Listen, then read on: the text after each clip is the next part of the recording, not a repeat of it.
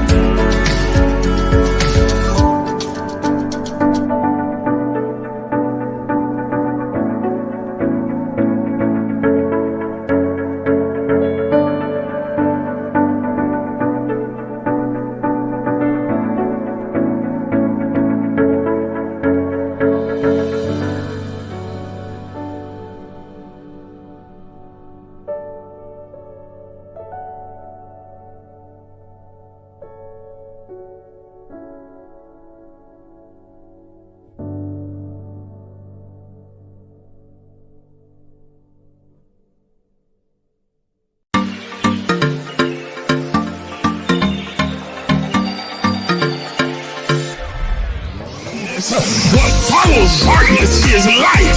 That darkness is the indicator that light is getting ready to shine. So there it is in Genesis, when darkness was upon the face of the deep, and God in the spirit form moved upon the face of the waters, and then God said, let there be. Because darkness precedes the light. Are you understanding what I'm saying? But he needs the darkness there so that God can move upon the face of the deep, so that the shift can take place. Let's look at your neighbor and tell your neighbor that shift take place in the darkness. Y'all didn't hear what I just said. Everybody's not going to see the shift that's happening. They see the chaos, but they don't see the shift. They see all the craziness going on in your life, but they don't understand that underneath the darkness, God is moving in secret. He's moving in quiet. He's moving in the hidden places. He's moving in the cracks and the corners and the crevices. He's moving in places that you cannot see. And when the light comes, they're going to see a new order.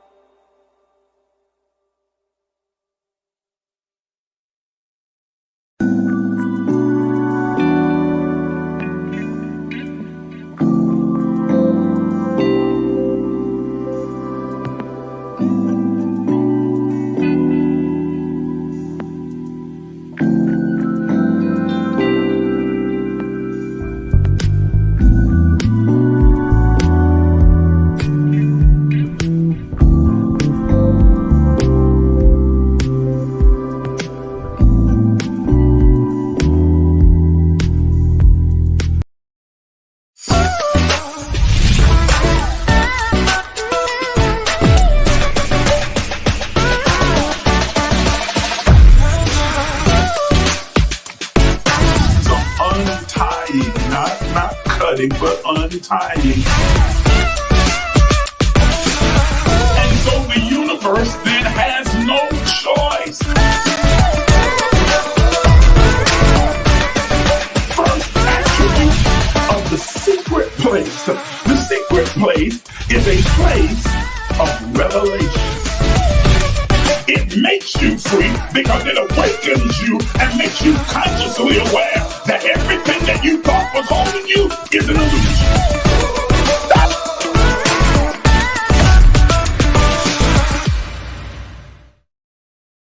And good morning to all of you that are tuned in this morning to this Emerge movement, where we are empowering you on your journey towards spiritual wholeness by equipping you with all of the tools that you can use to curate and create the life that you most desire, your best life.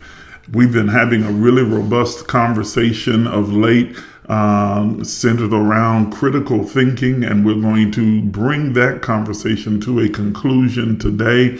So take a moment, if you will, those few of you that are on with me right now. I guess maybe it's a little too early for some people, I don't know, or maybe because we missed Thursday night, people kind of got out of the rhythm, but go ahead and tag and share with as many people as you can. Invite them to come and be a part of the conversation. We're going to move forward nonetheless with whoever is here. I am just happy and excited to be able to come and share with you. We were interrupted on Thursday and unable to come on the air because I had what has turned out to be a really miraculous event to take place. It began as a potentially tragic event, and then evolved into a really miraculous event on Thursday. And so, but anyway, in the midst of all of what was taking place, I wasn't able to come and do our Thursday night empowerment session. But we are here this morning, and we are going to finish out this conversation, critical thinking, the God particle. The God particle, critical thinking, it is the path to truth. And so we want to conclude this conversation with some other practical tools that you're going to be able to use to become a critical thinker. All right, so from my count there's only probably about 3 or 4 of us that are on right now. So I guess everyone else who normally would tune in can catch this on the replay, because I am going to go forward with the teaching this morning,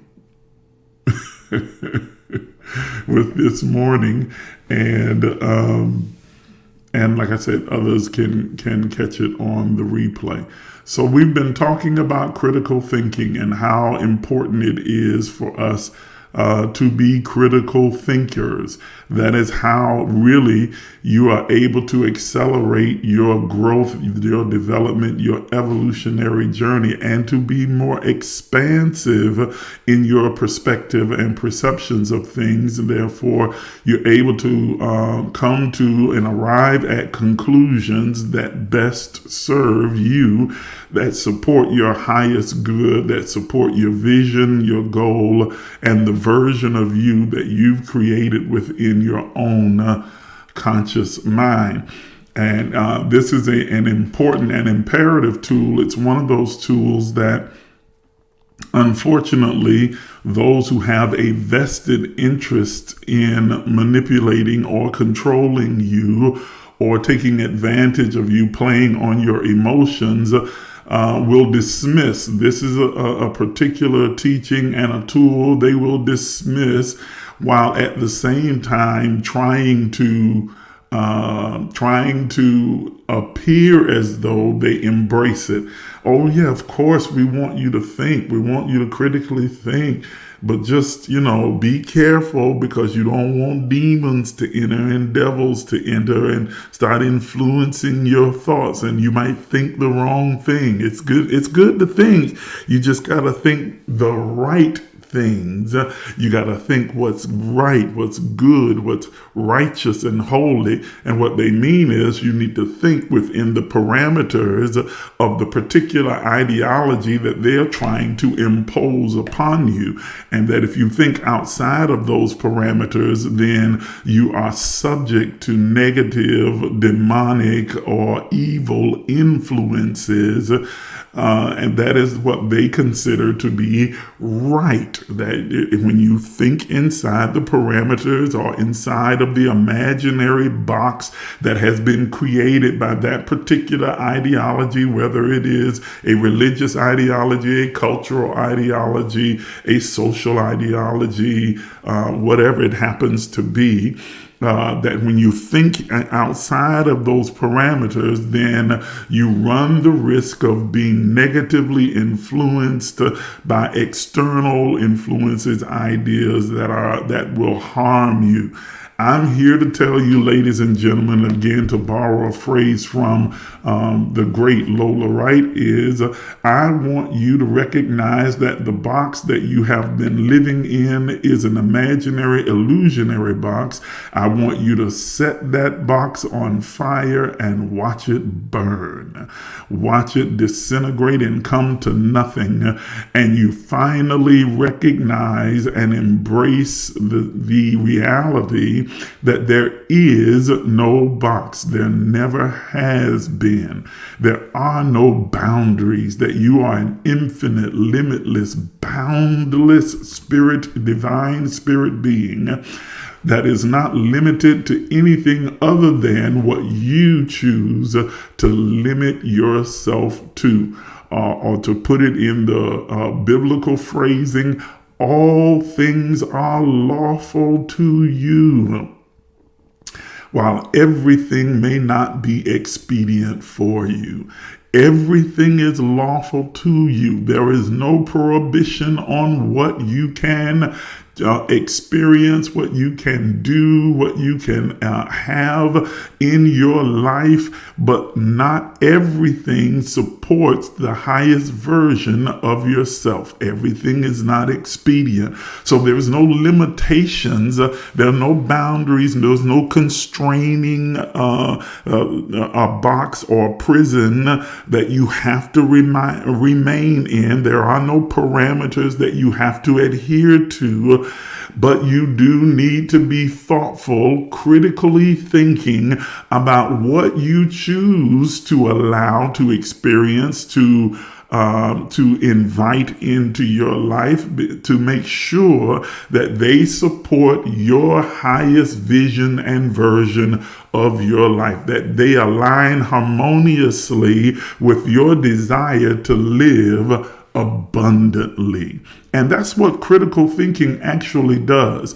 It allows you to evaluate, to analyze, to synthesize, to distill the information that we are constantly being bombarded with, and to organize it in a way that allows you to be able to make a conscious, intelligent decision about what best supports the life that you desire to have. That's what critical thinking is.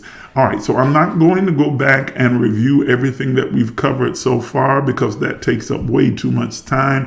What I am going to do is just jump right in where we left off and move forward so that we can reach the conclusion of this conversation. If you have missed any parts of this conversation, the videos are still up on all of my Facebook channels as well as the YouTube channel, and especially on our website. You can go there and watch them on replay as many times as you wish. I suggest that you do, because I know it's a lot of information to digest. And with that, let's begin today's conversation. This is where we left off. We were talking about the process of critical thinking. The number one thing in the process is to raise vital questions and problems, formulating them early and precisely. We talked about that pretty extensively in our last empowerment session. Number two is to gather and assess relevant information using abstract ideas to interpret it effectively comes from well-reasoned conclusions and solutions, testing them against relevant criteria and standards. And I'm going to explain that and then unpack that in a little bit more as we move forward. I decided to kind of break that down into some other smaller bites. So I'm not going to stop and pause here at this moment, but we'll pause a little bit further into the session today. And number 3, you think open-mindedly with alternative systems of thought, recognizing and assessing as need be their assumptions, implications, practical consequences. And number 4, communicates effectively with others in figuring out solutions to complex problems. I am going to pause here for a second and just put a pin in the term alternative systems of thought. What that means is that you want to look at it from a wide spectrum, a broad analysis of different perspectives based on culture, environment, times, systems, influences, all of these things. So it's essentially putting yourself in the shoes or the mind of others who may be involved, and from looking at it from their perspectives, it broadens your objectivity and allows you to see things from different points of view. Alternative systems of thought. All of us have a system of thought. Most of us operate from a system of thought that has been imposed upon us, that was given to us by our culture, our environment, our religion, our family.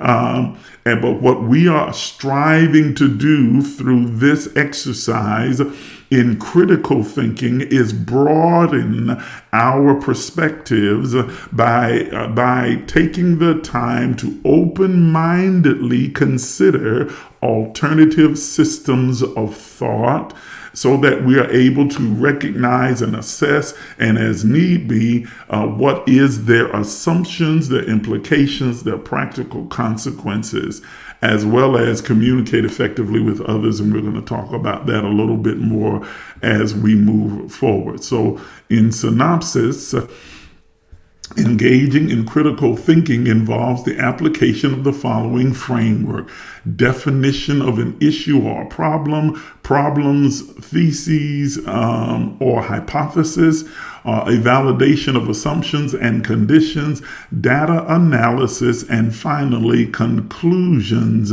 and related outcomes. And again, I'm just kind of going through this quickly because we're going to unpack as we go further in the conversation. As a matter of fact, we'll begin the unpacking now. Okay, so this is just a brief synopsis of what engaging in critical thinking involves. So let's talk about what this means. First step in learning to think differently, to think critically. And let me make sure I go over here to the comments so I don't miss any of your comments or questions, because the floor is always open for questions. Is number 1, as I said, we need to ask simple critical thinking questions. What do I already know? What are my beliefs, my ideas, my thoughts, my conscious knowledge about the particular subject? How do I know what I know?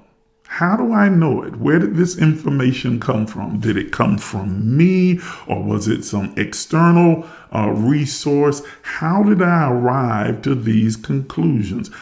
What am I trying to prove? What is my objective? What is it that I'm trying to get to? What is the conclusion that I am searching for? And then what are my motivations? Why am I even interested in this? What is it that I'm trying to get to? Why am I curious about this? What piqued my curiosity? Do I have a clear motive that is centered around expanding my knowledge, improving my life? Or am I going into it with a specific agenda of maybe disproving what someone else believes? You see, critical thinking can be, let's use something like I got my coffee today, Theresa. And so a critical thinking question could be, is drinking coffee good for you? Well, if you went and did a quick Google search on the benefits of drinking coffee, you would get a lot of information and data that would tell you about all of the benefits that come from drinking coffee. However, if you go back and you Google again, what are the detriments to drinking coffee, you would also get an entire list and a bunch of different results that will tell you all of the hazards and the things that were detrimental that comes from drinking coffee. You see, if I go into it to arrive at a specific conclusion with a motivation that I want to prove that what I already believe is true, I can find information to support that. But if I am looking to just objectively look at the benefits as well as the detriments to the drinking coffee and then arrive at a conclusion that best works for me, I have to be willing to look at all perspectives. That's what critical thinking does. Is coffee good for me? Is it bad for me? What are the benefits? What are the detriments? Does it serve my highest good? Does it not? Then after I'm looking at all of the information, I can come to my own conclusion about whether I want to continue to drink coffee. And as you can see, my conclusion is yeah.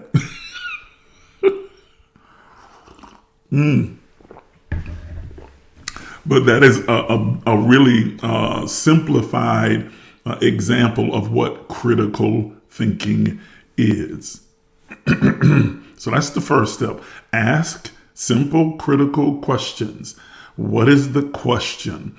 And if you're not even brave enough, if you are too afraid to ask the question, then you can never arrive at any conclusion. What religion does, what culture does in a lot of ways, what society does, especially work culture, can do, is to create an atmosphere that is antithetical to questioning, that does not allow you, that is hostile to the idea of questioning. It does not allow you to question anything. It demands that you conform to a particular way of thinking, a particular way of being, a particular idea. You have to muster the courage to be able to question everything. Remember, ask questions, get answers, and then question the answer. That is a key. It is a crucial key to growth and development. Number 2, oppose common sense, because common sense is not so common. Okay, you see that already. The problem with common sense is that it's so common. That's what I meant. Not that it's not so common, but that the problem with common sense is that it is so common. You want to avoid group think. The majority, as you see, is not always right. Just because there is a large number of people who believe a certain way doesn't make it right.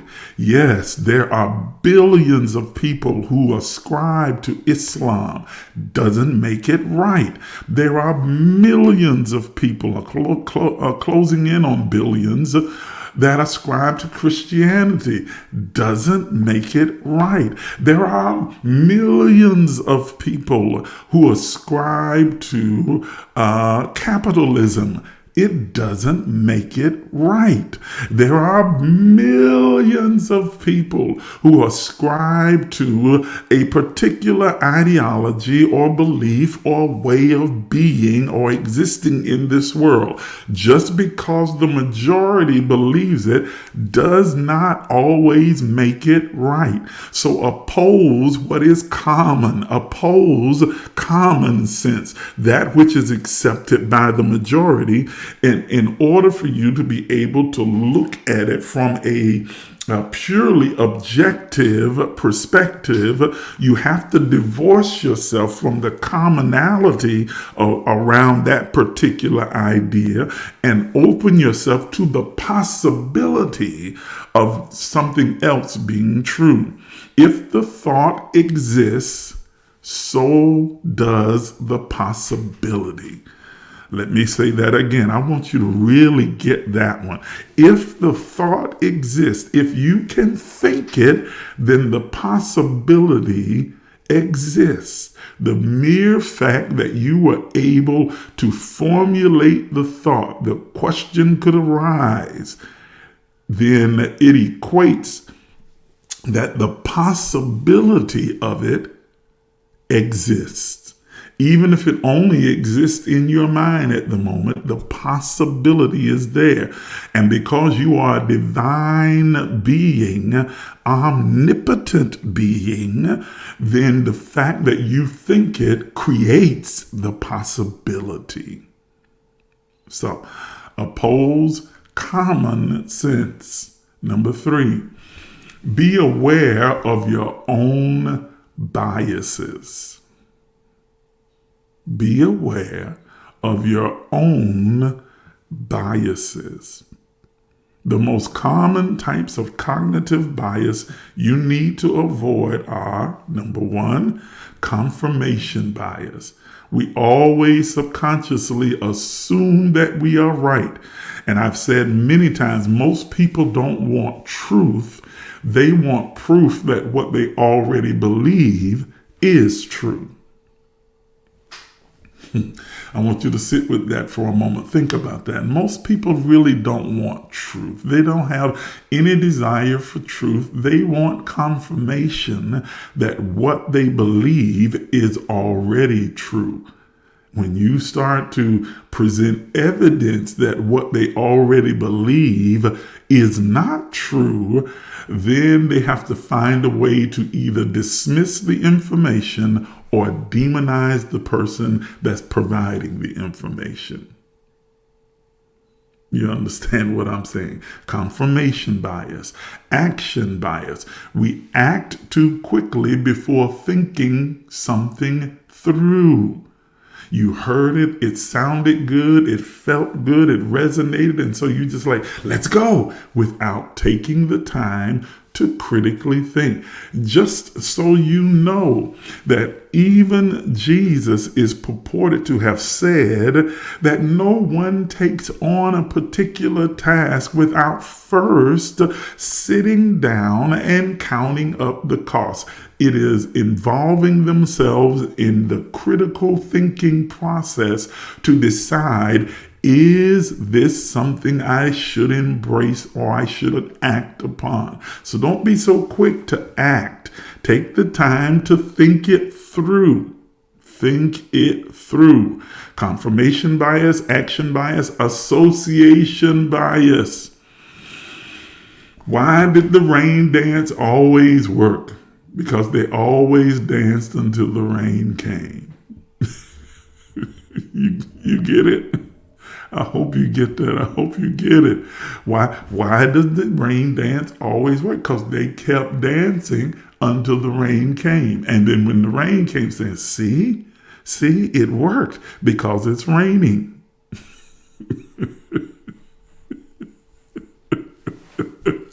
So avoid association bias that is circular, based on a flawed experiment or a flawed way of thinking about a particular thing.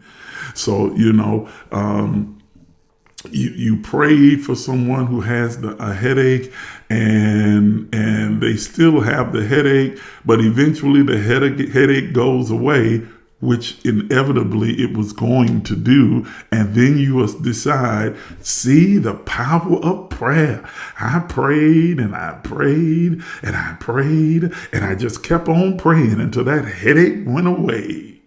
Does that mean that the headache went away because of the prayer?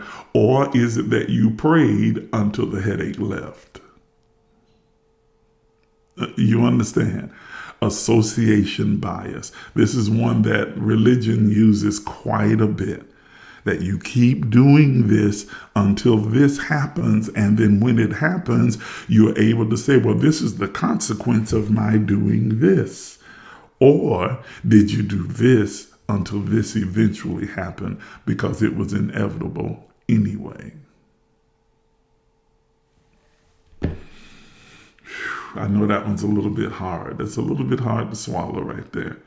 You're not going to be sad always. You're not going to be depressed always. You're not going to be hurt, even though you might be experiencing it right now. And so they say, well, you just pray. And so you continue to pray until eventually the hurt goes away. Did the prayer make the hurt go away? Or did the eventuality of the hurt going away just occur, and now you're associating it with the prayer? And by no means am I in any way denigrating the powerful, effective, immense impact that prayer has. I absolutely believe in prayer. You know, it's one of the 5 keys of the universe. So it's an effective tool. I'm just using it as an example for association bias. I want you to think critically, to decide what is indeed the objective of prayer, and what are its limits as well as its possibilities, and am I associating things with a particular prayer that would have inevitably happened anyway? That's all. That's all. Are you understanding what I'm saying? I hope y'all understand. I'm not trying to confuse anyone. I am trying to get you to think. Number 4, this will not only help to develop your critical thinking skills, but actually most skills you can think of. This will expose you to a wide spectrum or perspectives, and consequently expand your ability to objectively synthesize the information that you are digesting. And this slide, I left out the first part of. This starts with the explanation without, oh my goodness, it starts with the explanation without giving the particular step. Let me go to my phone where I have my notes, and I will tell you what that particular step is. Lord have mercy.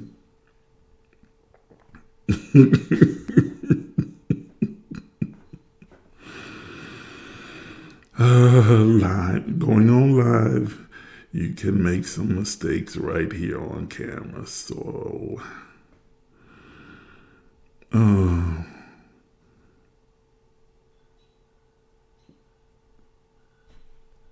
where is it? Oh, goodness. I got so much information I've written in my phone. I should keep this stuff in a better order.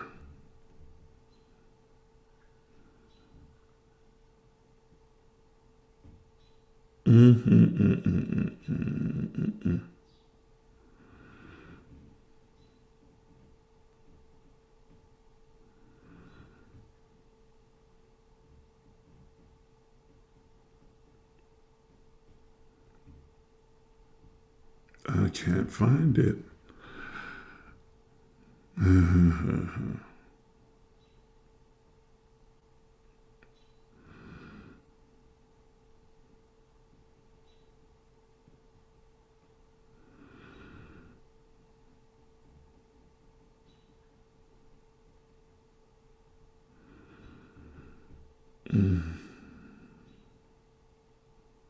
Ah,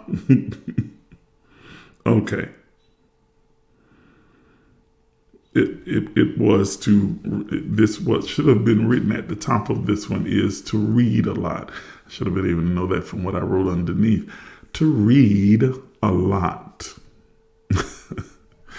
Y'all still with me? I know that was a long pause, but I needed to get to my notes here. Reading a lot. This will not only develop your critical thinking skills, but actually most skills you can think of. This will expose you to a wide spectrum of perspectives and consequently expand your ability to objectively synthesize the information that you are digesting. Read a lot. Read everything you can get your hands on.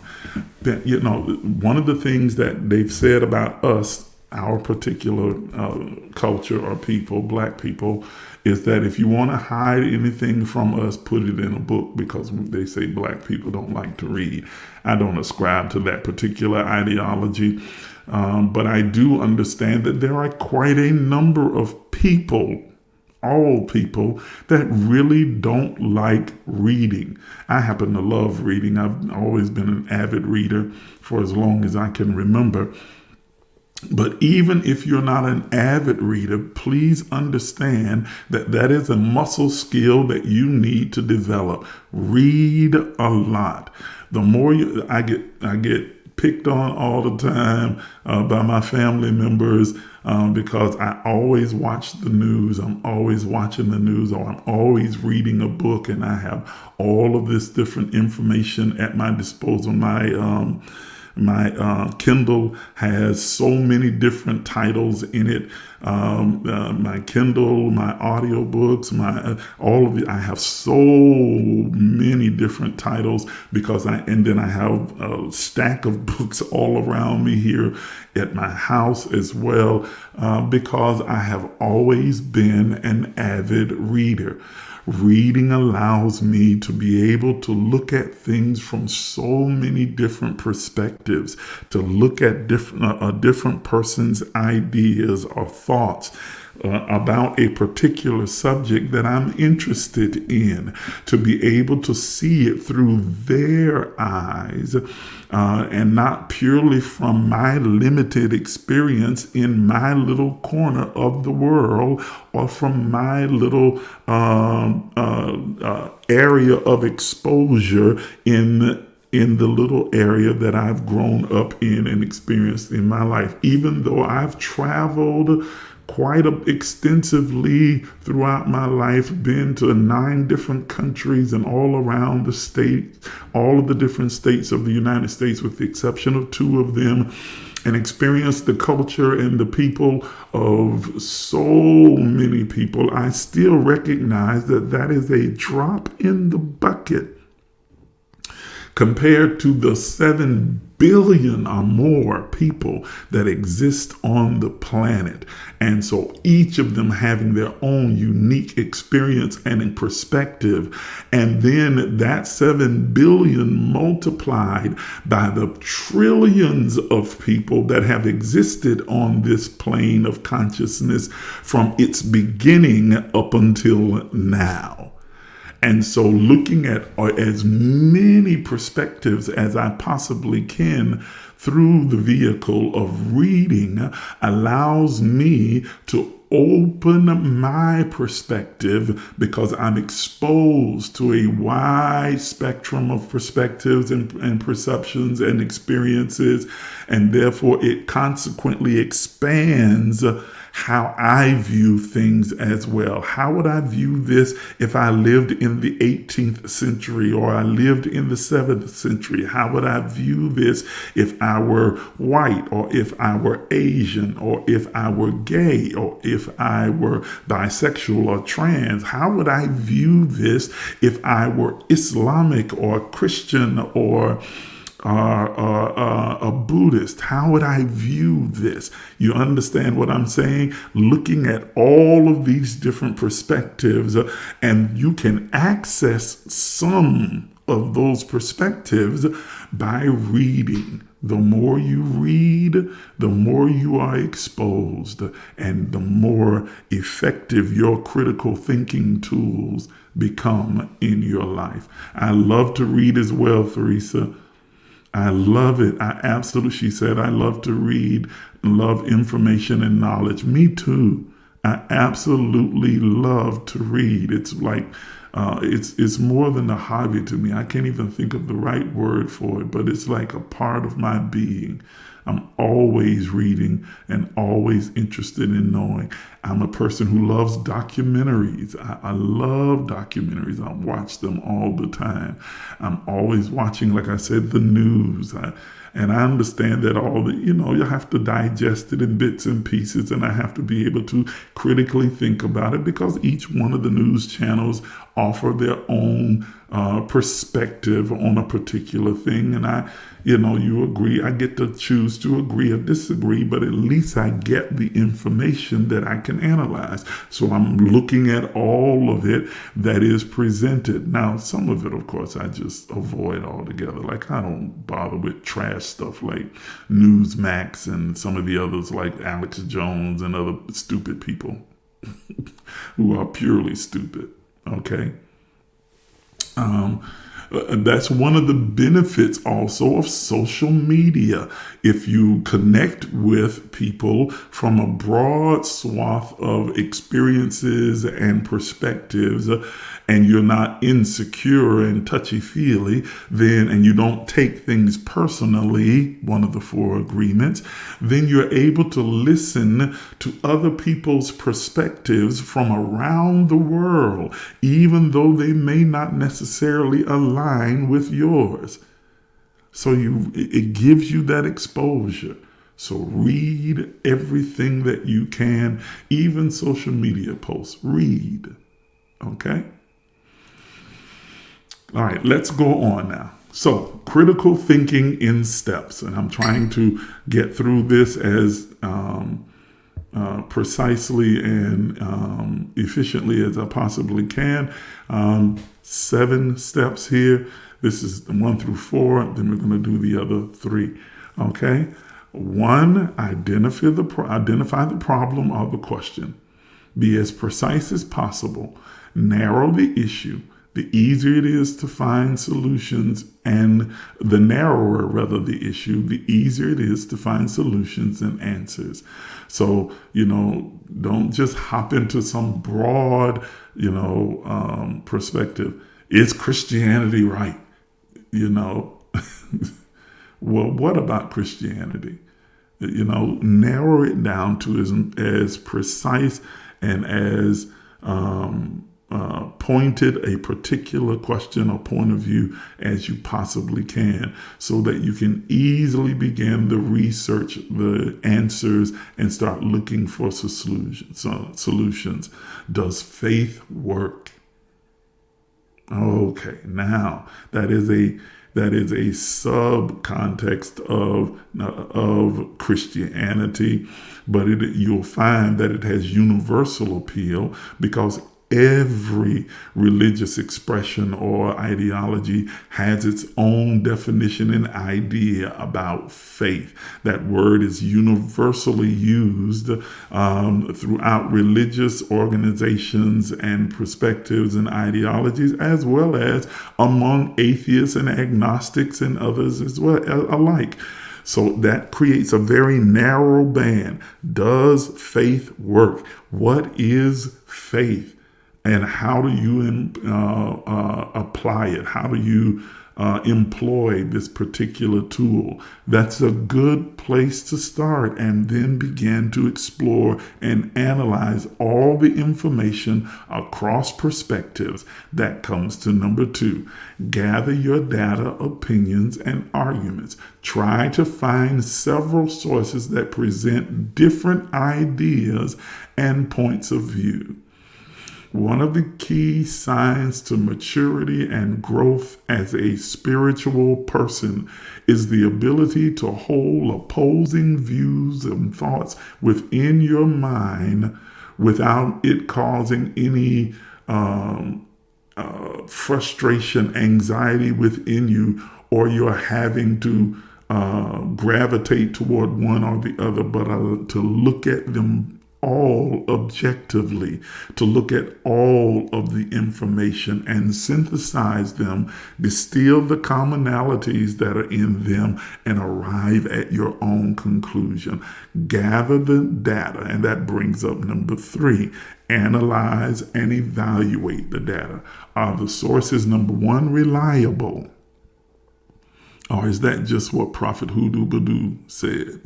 Prophet Hoodoo Badoo. I don't know where I came up with that one.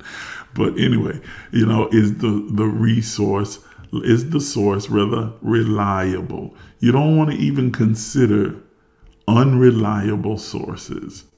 Okay? You want to consider sources that are reliable. Are their conclusions data-backed or just arguments? In other words, is there data to support what they are saying, or is it just their opinion? Is it opinion-based? Is it just feeling-based? Is it just religious-based? Or is it scientific? Is there data? Is there proof? Okay? Is there enough information or data to support the given hypothesis or the idea or the question, that particular conclusion or perspective? Is there enough information to support that? Like the literalists who will say, Noah in the ark is an actual, factual reality that did take place. There was a real Noah, a real ark. The world was flooded in 40 days and kept underwater by that rain. And then water succeeded, and Noah and his family were the only humans left on the planet, and came out of that boat and repopulated the entire world.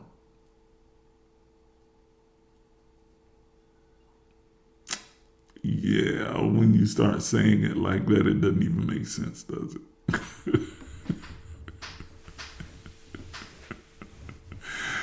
It sounds better when you just, summarize and put a tune to it. And, yes, Lord. And Noah and his family, God put them in the ark. It sounds better that way instead of just laying it out plain.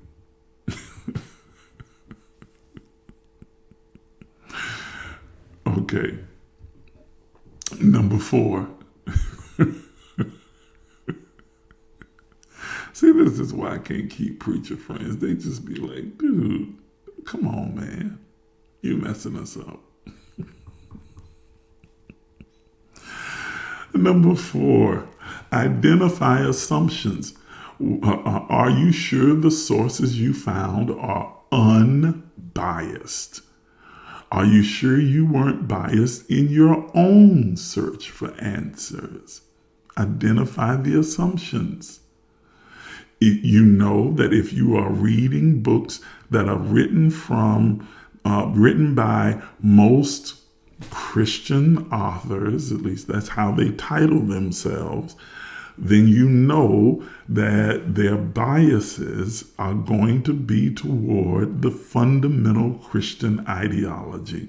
The same is true for Islam, the same is true from Buddhism, the same is true from Taoism or from whatever ism they happen to come from. The same is true of capitalism. If you're talking about a person who is a capitalist, then whatever they write, they are going to be writing from the assumptions and the biases of a capitalist. They're coming out in favor of it. So be aware of those biases when you are reading. There is a really particularly great book that I would require those who I was training for ministry to read. A couple of them, as a matter of fact. One was Josephus and his Antiquities of the Jewish Wars, and then also Fox's Book of Martyrs. But I always cautioned them that Josephus was particularly biased, and so was Fox as well. because they were writing from their own perspective and their biases toward the Jewish people and against the idea of this newfangled Protestantism or Christianity. So you have to be able to decipher and eat the fish and spit out the bones, because they do write with their own biases. Ladies and gentlemen, that is human nature. Let me say that again. That is human nature. And so it is ridiculous to think that any book written by men is going to be void of any bias whatsoever. Whenever an author sits down to write, they are writing, and arriving at conclusions that are based on data, but also involve their own personal thoughts, feelings, biases, experiences, environments, cultures, and influences as well. And so it is ludicrous. Please understand me, ladies and gentlemen. It is ludicrous to think that the Bible or the Quran or the Bhagavad Gita or any of the other sacred books, the Egyptian ancient Book of the Dead, or any of the others, are void of any biases. That these books that were written by men, and I said this in our last empowerment session, God did not write the Bible. God did not write the Quran. God did not write the Bhagavad Gita. God did not write the book of Tao. God did not write anything. Jesus didn't write anything either. Even those words you see written in red, Jesus said, well, that is what someone says that Jesus said, because Jesus never wrote anything. Even your biblical scholars will tell you there is not a single book in that Bible that Jesus is attributed the authorship of. Jesus did not write anything. These were words that were written by men about Jesus, and what is most troubling to most people in Christianity, they were written by men about Jesus, even though they never met Jesus. They never physically came in contact with Jesus. Matthew never met Jesus. Mark never met Jesus. Luke never met Jesus. They were written some 90 to 150 years after Jesus' death, and they were writing from the information gathered from old stories, mythologies that had been handed down to them from one generation to the other, and then they began to write and ascribe words to Jesus that they were told that Jesus said. That's why you hear me say, when I quote things about what Jesus is saying from the Bible, I say, well, Jesus is purported to have said. I don't ever say Jesus said, because I don't know. I wasn't there. I didn't meet Jesus, and neither did the people who wrote that in that book. And Jesus didn't write it down. So I say Jesus is purported to have said. This is what is being said that Jesus said. This is what is being recorded that Jesus said, but we don't know. We don't have firsthand knowledge of that. Now, I know that makes a lot of people really uncomfortable, especially my Christian friends. I know that makes you very uncomfortable, but ask your pastor, even if he's a true person or she, if they're honest, then they will tell you, well, no, we really don't know, because they don't have firsthand knowledge, nor did the people who wrote the particular book or the particular passage that's recorded in the book. They don't have firsthand knowledge. They were writing it from based upon what they were told, what they had heard, the stories that had been given to them down through the years from their mamas and daddies and cousins and uncles and great-granddaddies and great-great-granddaddies and kings and priests and others who passed down a particular account. And all of us did this exercise in high school or elementary school even, where the teacher whispers something in the ear of the person at the front of the class, and then each person passes it down. And then at the end, the last person to receive the information has a completely different idea or perspective on what was said initially, because it changed from person to person to person to person. What makes you think that the Bible or the Quran or any of the sacred texts are any different? The idea might be there, the principle, the practicality of it, the practical information may be present, but you don't have the actual first-hand account. You have to then take into account the assumptions and the biases that are intrinsic within the information that you are being presented. All right, I got to keep going.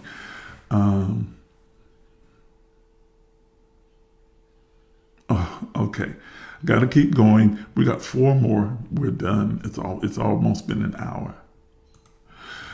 Number 5, establish significance. What piece of information is most important?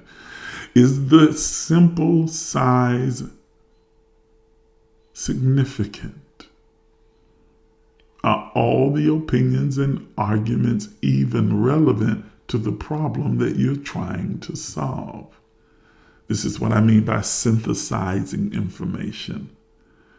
You have to establish there's a bombardment of information on any subject, especially in the information age. As you go onto the internet and you do a Google search or whatever, you will get a plethora of information. So you have to establish what's significant to the question that you're trying to answer. Does it really apply? Does it address what I'm asking? Because otherwise you can get distracted and taken down a rabbit hole that takes you 100 miles away from the initial thing that you were questioning or the idea that you were investigating.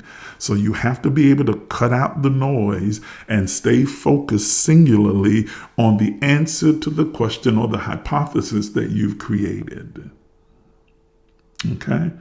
Number 6, make a decision and reach a conclusion. After all the analysis is done, identify various conclusions that are possible and decide which, if any, of them are significantly supported. Weigh the strengths and limitations of all the possible options, and then arrive at your own conclusion. Ladies and gentlemen, this is the difference between telling you what to think and telling you how to think. Telling you what to think says, take my conclusion and make it your own. Teaching you how to think says, analyze all the information available to you and then arrive at your own conclusion. And then here is the last one that is most important, that certainly most people do not want to embrace, and that is present and communicate. Once you have reached a conclusion, present it to all the stakeholders. In other words, talk to other people and get their perspectives, share your conclusion with them, and be open to their perspectives as well. Okay? Wisdom is found in the multitude of counselors. So have the conversations. Don't be afraid to talk. Now, don't Don't waste your time talking to people who are committed to misunderstanding, who are committed to ignorance, or who are committed to foolishness, and who have demonstrated that they are so intrinsically biased that they won't even consider other possibilities. That is a wasted conversation. It's not a conversation at all. You're basically just throwing something at a wall. But talk to other critical thinkers, others who are open-minded, other intelligent people who will help you to reanalyze the conclusion that you have come to, and that you're able to bounce those ideas off of. I have a particular friend that when I arrive to a particular conclusion, I have a particular idea, thought, I always call and share it with him because I want to hear his perspective as well. And we will bounce these ideas around because there's no ego involved. We're both just trying to arrive at a conclusion that best serves us. And so I can have those kind of conversations with him. Can have those conversations with everyone. I can have those conversations with most of those who were my preacher friends because they are so entrenched in one particular idea or concept to even question that is outside of the realm of the possibilities for them. It's like, no, we're not going to question the Bible. We're not going to question anything in it. I just believe that the Bible is 100% right, inerrant, no mistakes, no errors, no contradictions. Well, then, that we're not even able to have an open dialogue or conversation because you're not even willing to even consider the possibilities or the questions that are there. You have already entrenched yourself. But when you have surrounded yourself with other critical thinkers, then you're able to share your conclusions, share your thoughts, because don't just assume that even though you've done the analysis and the research, that you have arrived at the only absolute right conclusion. It might be right for you, but it doesn't necessarily mean that it is the only or absolute right, the absolute truth. It may be relevantly true for you, but not universally true. So don't be so insecure that you are unwilling to allow other critical thinkers to critique what you have, the conclusion you have arrived at. That's what peer review is all about. A group of my peers critically analyzing the conclusion that I have come to, allowing them to question it and look at it from varying perspectives, bring their own perspectives, ideas, and thoughts and experiences to the conversation, and then test the conclusion that's been put in front. Now, you got to be real secure to have those kind of conversations, and you need friends who are secure as well and critical thinkers as well to be able to have those kinds of conversations. But they are absolutely necessary. Absolutely necessary. If you are surrounded by people that you are afraid to even raise the questions, to have the conversations with, because of fear of how you'll be judged, how you'll be thought of, what conclusion they may arrive at about you, then you need a better set of friends. You absolutely need a better set of intelligent friends. I remember when I first began to have the conversations about sexuality, homosexuality, lesbianism, transsexual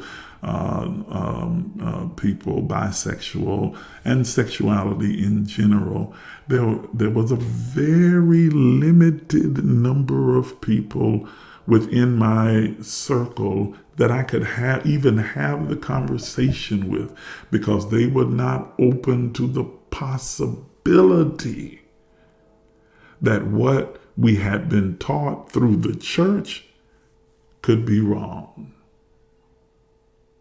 That what is ascribed and inscripted in the Bible could simply be one person's opinion and not the mind of God.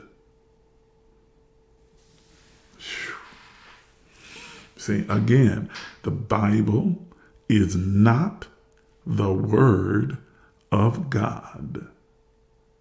Neither is the Quran, neither is the Gita, neither is any other text. They are the words of men about God. All men write about God. God is not writing anything. God didn't write any of these books. These books were written by men about God. That is such a simple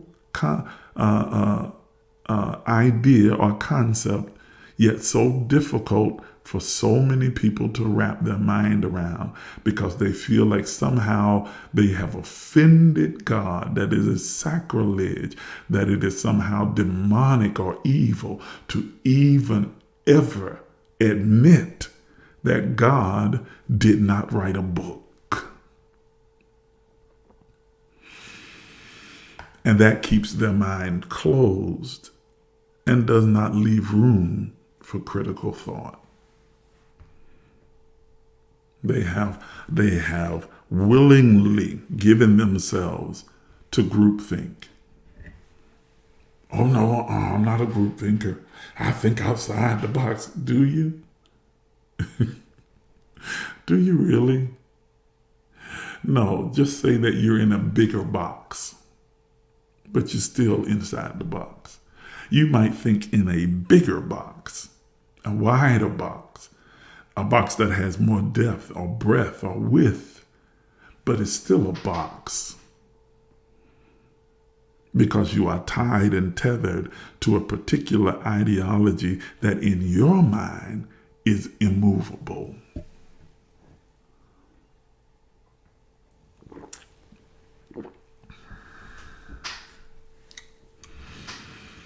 I was even taught, and taught others, I did it for years, that if you hear or sense anything emerging within your spirit, you hear a voice, and that voice that you are hearing doesn't align with those 66 books, then that ain't God. As if God stopped talking after the Bible was written. That the Bible is the definitive word of God. And anything that's said and done has to align with that one historical book that has been handed down, with stories in it that were handed down from generation to generation, that has been changed and rearranged and edited and interpreted again and again and again and again and again through the centuries and years, that could only be read by a very small, minute handful of people up until the 1400s, where the Gutenberg press was invented and then it was mass produced. And even then, the majority of the population of the planet was illiterate and still couldn't read it, yet alone understand it.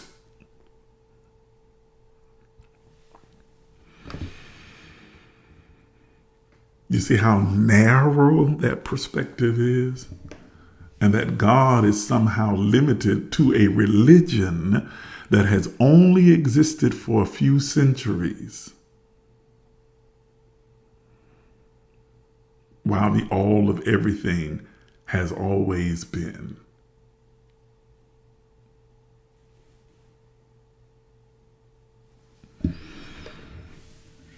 It doesn't make sense. It's not logical. It doesn't pass the smell test. This is why critical thinking is so important. Hey, Carl. I'm glad you understand what I'm saying, my friend. It is critical thinking is so important. This is not about denigrating or tossing out any particular religious ideology or school of thought or cultural ideology or governmental ideology, environment. No, it's about arriving at a conclusion that best serves you by analyzing all the data that is available to you. It is giving you back your autonomy, your liberty, your freedom that has been taken from you by all of these different ideologies that are present in this world that have demanded that you conform in order to be a part of their club. If you're going to be a Christian, you got to believe this. If you're going to be a Muslim, you got to believe this. If you're going to be a Hindu, you got to believe this. If you're going to be a Buddhist, you got to believe this. If you're going to be a Taoist, you got to believe this. If you're an agnostic, you got to believe this. If you're an atheist, you got to believe this. If you're a capitalist, you got to believe this. If you are black, you got to believe this. If you're a socialist, you got to believe this. If you're a Marxist, you got to believe this. If you're a communist, you got to believe this. Are you understanding what I'm saying? If you are white, you got to believe this. If you are Asian, you got to believe this. If you are Hispanic, you got to believe this. None of us are monolithic. There is a plethora of ideas and experiences that are unique to every individual. And so while there are some universal truths, each of us have the right and the responsibility to analyze all the information that is available to us from every unique experience that we can harness, and then arrive at our own conclusion that best supports the highest version of ourselves. And that may not look like mine, and mine may not look like yours, and none of ours look like the others, but they work for us. And that's what's important. Highly evolved beings discover what works and embrace what works until it no longer does. And when it ceases to work, then they have no issue with divorcing it to embrace what now works, because they understand that what works today may not work 10 years from now. Are you understanding what I'm saying? What works today may not work 10 years from now, because who I am today will not be who I am 10 years from now, 20 years from now. Shoot, tomorrow. In some cases, we are the one constant in the universe is change. We are all constantly experiencing change, evolution, development, growth. We are always experiencing change. And that's a good thing. That's a great thing. That's okay. And so to find what works for you in that moment, in that time, is not only your ability, but your responsibility to find what works for you in that moment, in that time, in that season of your life, and to not become so entrenched and absorbed that you first demand that everyone come into agreement with what works for you. And then number two, to recognize that while it may work for me today, another season is coming where it may no longer work. And that's perfectly okay. Doesn't make it bad, doesn't make it evil, doesn't make it wrong. It simply means I have evolved away from that onto something else. I spent a great deal of my life ascribing to the Christian ideology. I was raised in a Christian church, in a Christian home. I was raised to believe that the Bible was the absolute Word of God, that it was absolutely true, that there were no contradictions, no errors, no mistakes within that book, that it was somehow a holy, righteous book, that it only, and the only truth was found inside of that book. I was raised to believe that I had to not only accept Jesus as my Lord and Savior, but then I had to subjugate myself to this Jesus and follow him for the rest of my life, that he lived inside of me, that I was nothing and he was everything, and without him I would be nothing, that my life would be tattered and torn and drifted. I was raised to believe that I had to follow a set of rules, regulations, and guidelines that were derived from that particular book that I was told was the absolute truth, and that if I didn't follow those guidelines, God would be angry at me, mad at me. Well, he really didn't like me very much in the first place. The only reason that he tolerated me was because Jesus shed his blood for me, and so he wouldn't look at me. He'd just look at his blood, the blood that came from his son, and that would allow him to be able to stomach me, to put up with me, to tolerate me, to love me, despite my nasty, filthy, ungodly, sinful self. And so he would look beyond my faults and see my needs.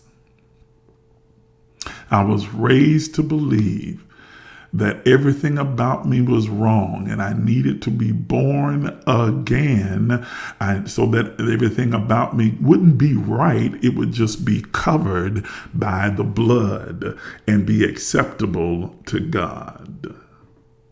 That's what I was raised to believe. I was raised to believe that this world was not my home. I was just a poor, pitiful pilgrim passing through, trying to make heaven my home. And that if I followed the rules and regulations that were ascribed to this particular book or derived from it by those who I gave certain authority over my life and respect and value, then if I followed those rules, I would be able to go to this place in the sky where there would always be Sunday, always howdy, no more goodbyes, no more sickness, no more pain, live in a mansion, have golden slippers, eat milk and honey, sit at a welcome table. Are you hearing what I'm saying? And that if I didn't follow those rules, then I would go to this torture chamber beneath the earth in some place way down deep that we've never been able to discover. No matter how deep we dig into the earth, we've never discovered it, but it's there. And I would be tortured there in this place, and my soul, a spirit entity, would experience the pain of fire and brimstone, and could be eaten by worms, which I've never really fully understood, but I was told that the worm dieth not, and so my soul would be eaten by those worms in the fire and the brimstone, and it would never be consumed, so I'd be in eternal torment for the rest of my life in this torture chamber that was supervised by this entity called the devil, Satan, and Lucifer. And I was taught that they were all three the same thing: Abaddon, Apollyon, Lucifer, Satan, and the devil, all there with this. And they were there to supervise my torture for the rest of eternity because I broke the rules. That's what I was taught to believe. Many of you that are watching me, you were taught the same thing. and you accepted it and believed it and followed it blindly, because it was given to you by people you respected, you valued, authority figures in your life, and it was a part of the fabric of the culture. So the majority of people around you who influenced you, who were communicate with you, believed it. So you joined the group think and accepted it as your truth as well. And you lived under the banner of that particular ideology your entire life, until you mustered the courage to begin to ask questions and consider other possibilities, and then had the further courage to investigate those possibilities and began to allow yourself to even consider that what you have thought, believed to be true your entire life could possibly not be true. Now, does that make my experiences and my exposure to those years of a particular ideology evil, wicked, bad? No. Because at the time, they served me. At the time, they helped me. They guided me. I gleaned from them some good. But as I began to critically think and consider the expansive possibilities, the infinite, limitless possibilities that were available to me, I began to recognize this no longer serves my highest good. It no longer tracks with who I am being and who I am becoming.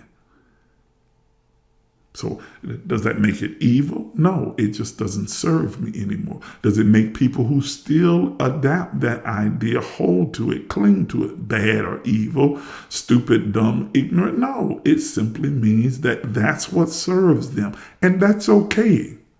I'm okay with them. I love them. I'm not sure they love me. That's a joke. That's a joke. But I love them. I'm not from the school of thought that if you disagree with me, we can't be friends. That if you have a different perspective from me, we can't be friends. That we can't be close. That somehow, you have to be in alignment with everything that I think in order for us to maintain a good friendship. No, I don't want that. I enjoy having friends in my life who have different perspectives, ideas, thoughts, and beliefs. I enjoy it. I enjoy it even more when we can have conversations around different ideas and thoughts and exchange those differences, even if they become emotional or hot or heated. That's fine. Passionate. Let's have the conversation. That's how you grow. That's what critical thinking is all about. So remember, you are most like God when you are thinking. I want you to write that down. I want you to definitely keep that, make that a motto. I might even put that on a t-shirt and sell it on HumanA-Tees.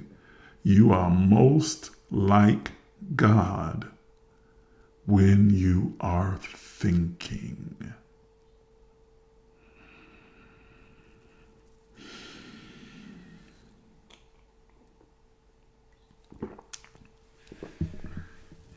The entire process of creation and manifestation begins with thinking. In the beginning, God had a thought. In the beginning was the logos, a thought, an idea, a concept. In the beginning, before the beginning began, when God began to begin the beginning, God had a thought. And that thought, that word, that logos became flesh, three-dimensional manifestation. It thought it. God thought it. And then God said, God spoke it. And then God did, and God acted. And manifestation came into being. God thought it, God spoke it, God did it, and it came into being. That is the substratum, the essence, the foundation, the fundamental of creation, of the creator of all things. So you are most like God. You are most operating, moving, functioning as your divine God self when you are thinking. So it's important not just what you think, but how you think. It is most important how you think, how you exercise that muscle, how you employ that faculty. How you think will determine what you think.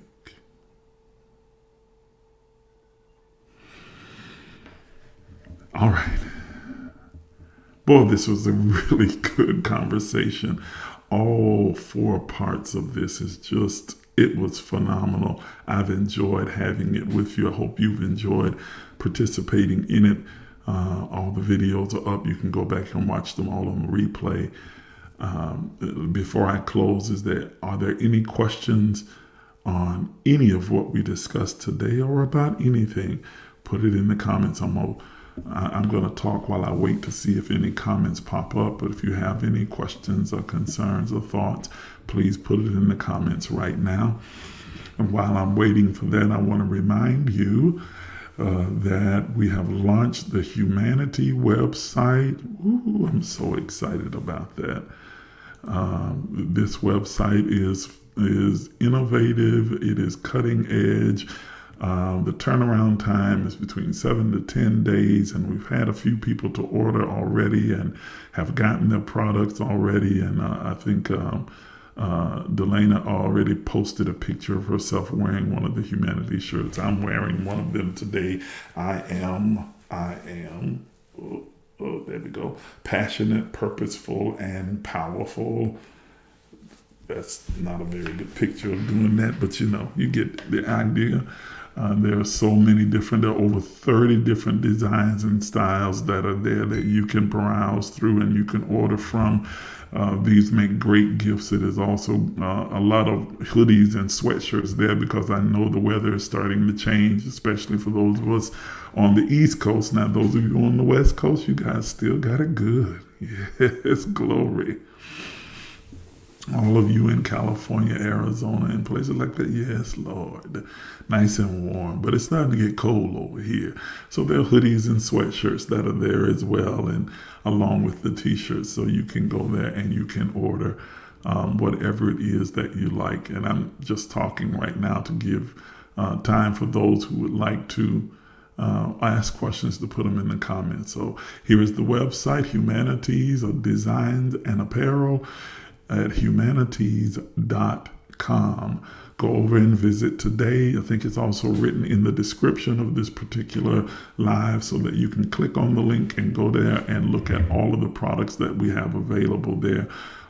You see the name says Designs and Apparel. That means that all of the designs are original. The apparel is there, but also that if you have an idea or a concept for a design that you like on a shirt or you like on a sweat shirt or on a hoodie, you can send that information to me and I will design it for you as well. Come up with the concept, send you 3 different conceptions of it so that you can choose the one that you like the best, and then we'll get it put on a particular sweatshirt or a t-shirt or hoodie or whatever you desire and send it out to you. So I do original designs that emanate from me, but I also take your designs and make them come to life as well. so that you can have a shirt that is unique to you, a one of a kind. So that's available to you as well. Go over and visit the website today. All right, let me go back to the comments and see. Okay, so there are no questions. I haven't seen any pop up. Let me take that down. So I'm assuming everyone is clear. Listen, I want to give you an opportunity, those of you who are tuned in, and there's just a handful of us here, but thankful for all of you, to be able to support this platform. If you'd like to give, if you have been blessed and helped and empowered by what you have seen here, heard here, learned here, then you should want to support it by giving and show your appreciation for this platform and the work that we are doing here. So take a moment, if you will, while you have your phone in your hand, and go ahead and give whatever amount that you'd like to. Those of you who are partners, remember to tithe if you choose to do so. You can send your tithe and your offering, your gift, whatever it is that you want to give, your seed. You can use our Cashapp as well as Zelle. The information is there on your screen, but do that right now while you have your phone or device in your hand, so you don't forget about it later. Because if you're like me, once you get started doing something else, you can forget about what was at the front of your mind just a few moments before. Or maybe that's just a sign of old age. I don't know. But that's what I do. So do it while you're thinking about it. Stop right now. Send your gift. It is greatly appreciated. I thank you all for your generosity and for your kindness and your faithfulness and support. All right, so we're getting ready to get off of the air. Thank you for tuning in. Oh boy, we went an hour and a half this morning. I know Gloria's happy. We went an entire hour and a half this morning, but I'm going to get off the air so that you can get on with the rest of your day. Please don't forget about 90 Days of Abundance. Thank you for those of you who are still going strong with us. And those who've had to start over, that's fine. Just keep starting over, but stay with it. Don't give up, because it is going to revolutionize your life. It is guaranteed to work. It is guaranteed to work. It is guaranteed to work. It is guaranteed to work. And it doesn't cost you anything but time and commitment. That's all you got to do. Just be committed to it. Invest the time, be committed to it, follow through, complete the 90 days, and watch how your life changes. All right, everybody, have an absolutely fantastic, splendiferous day. And I will see you at our very next empowerment session, where we'll begin a whole new topic that's on Thursday at 7:30 p.m. Talk to you later.